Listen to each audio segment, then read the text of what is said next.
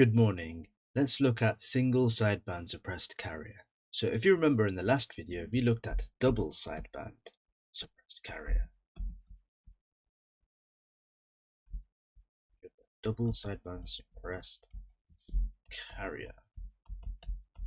And if you remember on a frequency amplitude graph, so that's our frequency, that's our amplitude, we have double sidebands. So we have two sidebands, and that's what it looks like. And one of the sidebands, the lower sideband, is FC, the carrier frequency minus the modulating frequency, and the upper sideband is FC, the carrier frequency plus the modulating frequency, FM.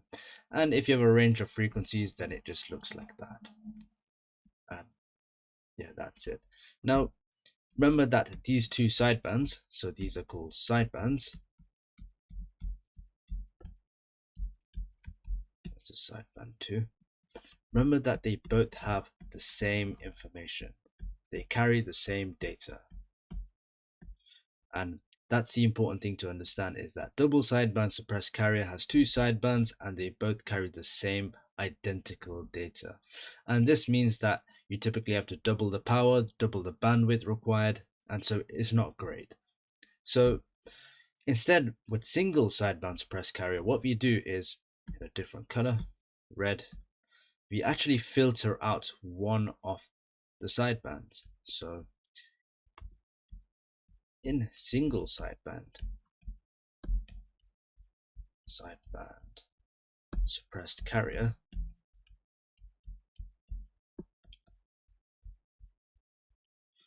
we filter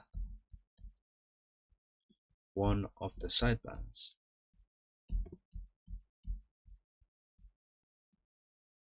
And that is what single sideband suppressed carrier is. We simply create a double sideband suppressed carrier signal, and then we filter one of the sidebands, and then we transmit this signal. So if you remember in the last lecture how we made a double sideband suppressed carrier signal, we had two signals, CT, the carrier signal, which is simply AC cosine 2 pi FCT, where AC is the amplitude of the carrier signal and FC is the frequency of the carrier signal.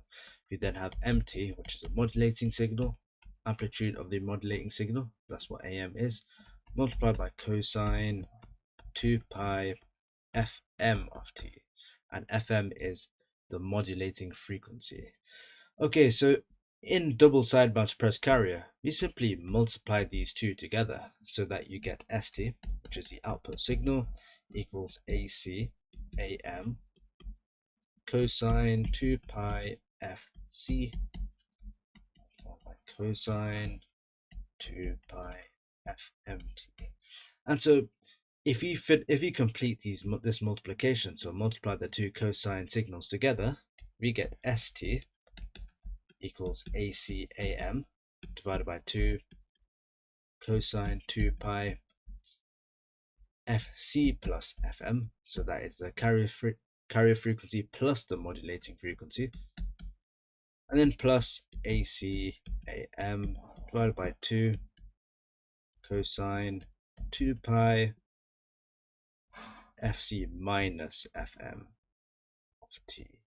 Now remember that this part here is the upper sideband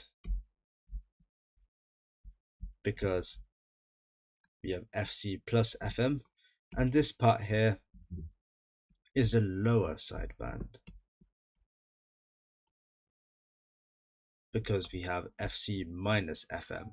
Now remember, in single sideband suppressed carrier, we filter one of them out. So which one do you filter out? Well, you can filter any of the ones you like. So in single sideband suppressed carrier, either one of these, so in a different color,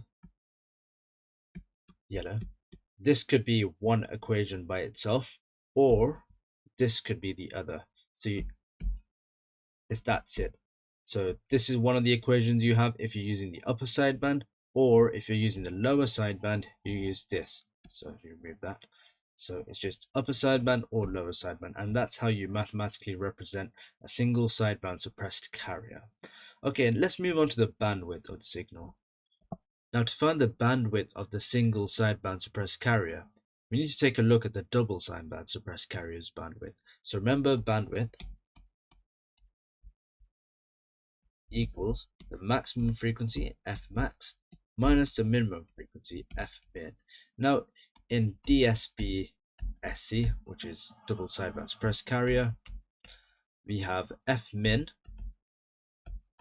which equals to Fc minus Fm, so the carrier frequency minus the modulating frequency, and then we have Fmax equals the carrier frequency plus Fm, so the modulating frequency. So let's change the color, yellow. Okay, so let's calculate the bandwidth of the double sideband suppressed carrier. So that equals to Fc plus Fm minus Fc minus Fm. So Fc naturally cancels out. Then you have Fm minus Fm, which equals 2Fm. Now remember, that is the bandwidth for the double sideband suppressed carrier. Now remember, if we half this, so we only take a single sideband, so in SSB-SC, which stands for single sideband suppressed carrier, we just do 2Fm divided by 2. So the bandwidth is actually equal to Fm. So that is just the modulating frequency. Modulating frequency. So in single sideband suppressed carrier, the bandwidth is simply just the range of frequencies found in the modulating frequency. Okay, so let's calculate the power of single sideband suppressed carrier. So if you remember from the last video when we did double sideband suppressed carrier, its power, so power of double sideband suppressed carrier, is equal to AM squared, so amplitude of the modulating signals, multiplied by amplitude of the carrier signal squared, divided by 4 times the resistance. Now that is the total power of double sideband suppressed carrier. Now in single sideband suppressed carrier, we are halving this. So SSB-SC, single sideband suppressed carrier, we are just taking half of this because we are only using a single sideband. So that is AM squared, AC squared, divided by 8R. So that is half the power of DSB-SC. And so that is simply how you find the power of single sideband suppressed carrier. Okay, let's look at the pros and the cons of the single sideband suppressed carrier. Looking at the pros. So the first pro and the main pro is it's 100% power efficient. So there is no duplicate data,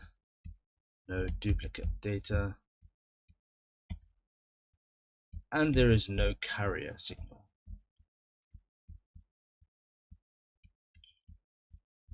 And because we do not send any duplicate data or no carrier signal, the entire signal and the entire power is spent on sending information only. And of course, it's very bandwidth efficient. And that's the two main advantages of single sideband suppressed carrier. It's 100% power efficient in theory, and then it's very bandwidth efficient because it's only using the frequency range it needs to use. Okay, now let's look at the cons. Okay, for the cons, so the cons, more complex to generate than double sideband suppressed carrier, so more complex to generate the signal compared to double sideband suppressed carrier. It's also very tricky to demodulate.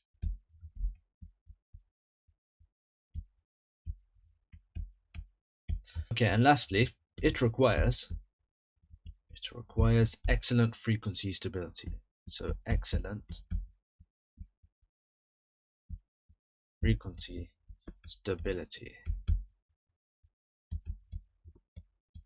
So single sideband suppressed carrier requires excellent frequency stability because if there is any minor frequency shifts, so any small shifts in frequency, that will cause distortion, or else distortion.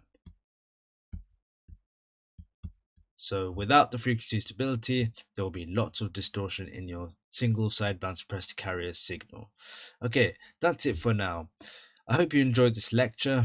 Please stay safe and I'll see you next time.